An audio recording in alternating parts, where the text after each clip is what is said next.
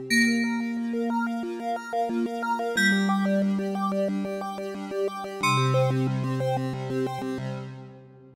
afternoon. I'm Lisa Utronki, and today I'm meeting up with two firefighters here in the Peche. We have Etienne Robertson and Scott Taylor Boseman. They're going to give us some tips before we head out into the water this spring. Please be careful, all. My name's Scott Taylor Boseman. I'm a firefighter here in Wakefield at Station 2 with the La Peche Fire Department. We're here today to talk about safety in and around the water in the springtime, whether it be on the ice or near the water. Just a few things to keep in mind and watch out for.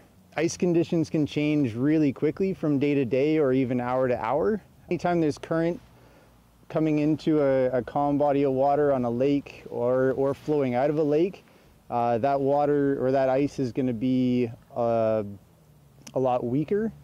Another thing to keep in mind is anytime there's water on top of the ice, it's slowly trying to get its way down through the ice, and it'll quickly melt and degrade that section of ice.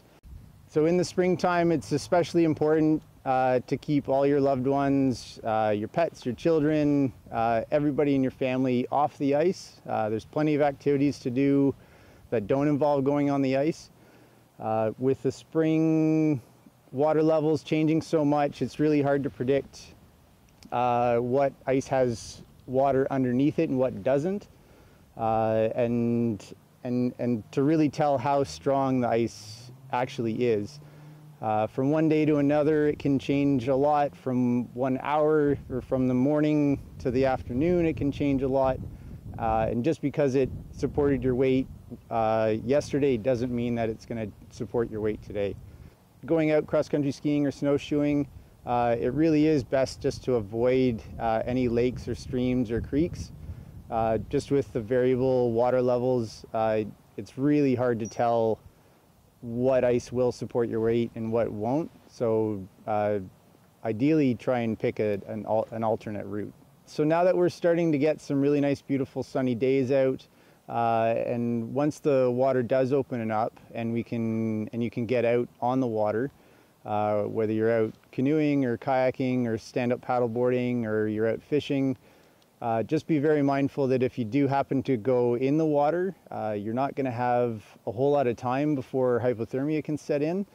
Usually, depending on your size and what you're wearing, you might only have about 10 minutes to get yourself out of the water on your own. So just be mindful of that when you're getting dressed to go out. Don't just dress for the nice, beautiful, sunny day that you're out, but actually try and dress for being in that cold water if you do happen to go in.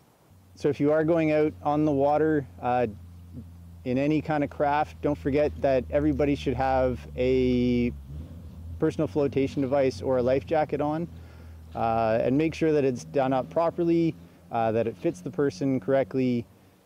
Children should be in child-sized life jackets. Adults should be in adult-sized life jackets that actually fit them. They also keep you very warm, so a nice, well-fitting life jacket will keep you warmer if you're in the water as well. And the new life jackets and PFDs that are out are very comfortable, and you hardly even notice that you're wearing them, so there's really no excuse not to wear them. Especially this time of year, it's really important to keep track of your little ones, so children and dogs or pets, to make sure that they don't go out on the ice. If that does happen and they do go through the ice, it's very important to call 911 right away, and to not go out on the ice yourself. The fact that they went through is a sure sign that the ice is weak, and the ice is very unlikely that it will support your weight as well. So you're only going to make matters worse by going out and trying to perform a rescue. What you can do is stay on shore and use a rope or anything long like a ladder or branches or anything like that. But the important thing is to not go out on the ice to try and rescue them. Stay on shore, call 911, and we'll be coming as quick as we can to deal with the situation. So from all of us at the Peche Fire Department, we all hope that you have a very safe spring. And again, if you don't need to be on the ice, then there's lots of other fun things to do this spring. Once again, I'm Lisa Trunky with Peche Media. Thanks for tuning in. Enjoy the spring. Be safe.